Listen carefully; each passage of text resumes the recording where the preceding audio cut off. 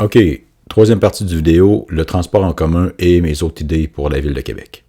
Pour le transport par autobus, abri chauffant pour tous les arrêts d'autobus à Québec, fabriqué par la Ville, donc aucun profit à payer au privé. Présentement, c'est une torture d'attendre l'autobus quand il fait vraiment fret. Puis ça, ça décourage le monde de prendre l'autobus. Fait que la torture, c'est fini. Le Moyen-Âge, c'est fini. Augmentation du nombre de parcours de bus pour desservir toute la région, partout. Aucun résident va être à plus de 500 mètres d'un arrêt d'autobus. Utilisation de fourgons ou mini-fourgonnettes pour les parcours peu fréquentés. Passage des bus aux 20 minutes maximum le jour. 30 minutes, c'est trop. Aussi, certains parcours vont être 24 heures sur 24, 6 jours sur 7, en fonction de la demande. Et pour attirer plus de monde pour devenir chauffeur, pour régler la pénurie, ça a l'air maximum de 35 $ de l'heure pour tous les chauffeurs dès l'entrée en fonction. Et puis, il n'y aura aucun diplôme nécessaire pour être chauffeur, puis la formation va être gratuite pour obtenir le permis d'autobus classe 2. Tramway. Tant qu'à faire un moyen de transport en commun sur rail, je préfère le même système qu'à Edmonton. C'est un métro qui roule sur la terre en banlieue et sous la terre en ville. Donc, pas besoin de réaménager la ville. Donc, ça ne nuit pas aux autos. Puis, en banlieue, ça roule principalement sur le milieu du terre-plein, entre les deux voies des autoroutes ou des boulevards. Donc, ça dérange pas les chars non plus. Donc, ça fait la job. Ça amène les gens des banlieues en ville, donc ça diminue la congestion routière. Et évidemment, c'est moins cher qu'un métro 100% souterrain. Sauf que, comme vous êtes très partagé sur ce sujet-là, je vais vous demander votre avis. C'est vous qui allez décider avec un référendum. Troisième lien, je suis pour, mais je veux un tunnel au niveau des deux centres-villes. Sortie sur l'autoroute Laurentienne à Québec et sortie sur la 20 au niveau de la route du président Kennedy à Lévis. Itinérance. C'est ma priorité numéro 1, ma priorité absolue. Je vais m'occuper personnellement de régler ce problème-là. À date, il n'y a pas un hostie de politicien qui s'est vraiment attaqué au problème parce que la plupart sont soit des sans-cœur puis des mangeux de caviar, soit des bonnes personnes sans courage puis sans ambition. Se crisser des autres avec moi, c'est fini. C'est une situation d'urgence quand t'es rendu dans la rue. Je vais agir en conséquence. Puis je vais déclarer l'état d'urgence. Je vais créer un programme de prise en charge des clochards pour les aider à réussir leur vie. Ils ont assez mangé de marde, ce monde-là. Fait que moi, je vais les aider. Pour vrai. Je vais pas juste leur donner, mettons, une soupe puis un matelas pour passer la nuit, là. Je vais leur offrir une cure de désintoxication de grande qualité, un traitement contre la dépression, une aide à l'orientation, une aide pour trouver une job qui les intéresse, ou une subvention pour se partir une entreprise. Puis, il va y avoir des travailleurs sociaux qui vont aller les voir une fois par semaine pour faire le suivi de leur progression vers le succès et pour s'assurer qu'ils ne retournent pas dans leur dépendance aux drogues dures, évidemment. Mais d'abord et avant tout, je vais sortir les clochards de la rue, immédiatement.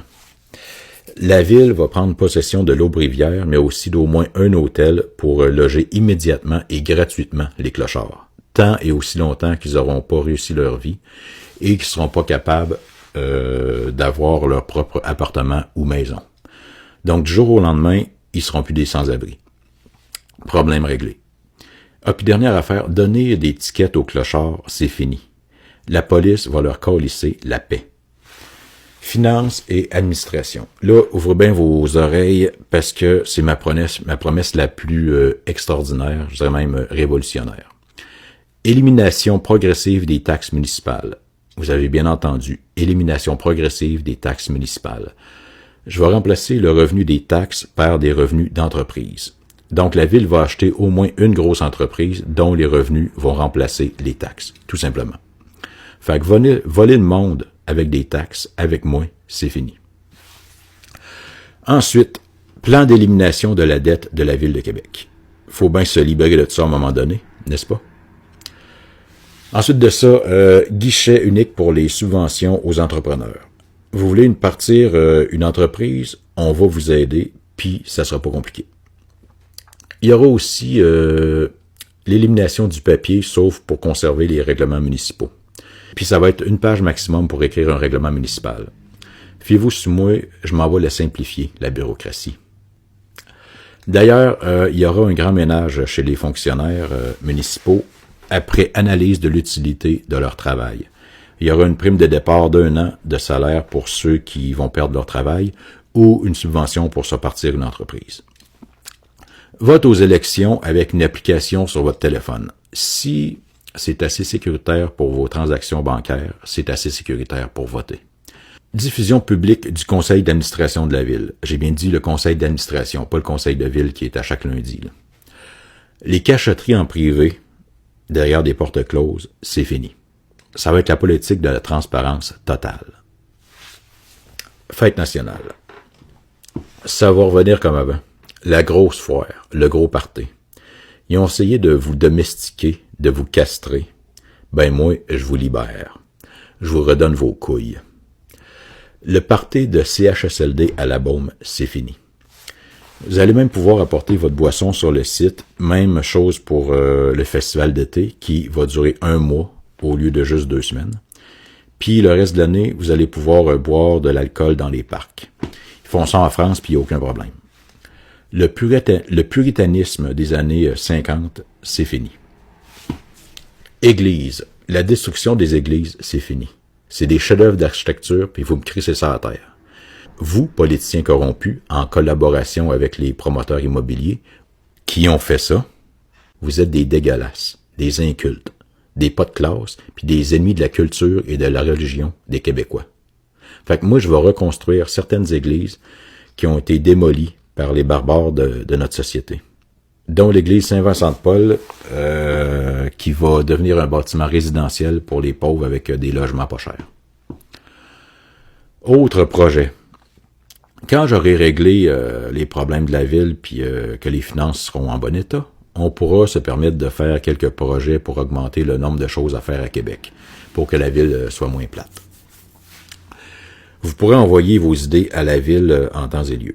Et j'ai moi-même, bien sûr, quelques idées que je ferai connaître à ce moment-là. Référendum. Il y aura bien sûr un référendum sur le système de transport en commun sur rail, mais dans le même référendum, il y aura aussi une question sur la démographie.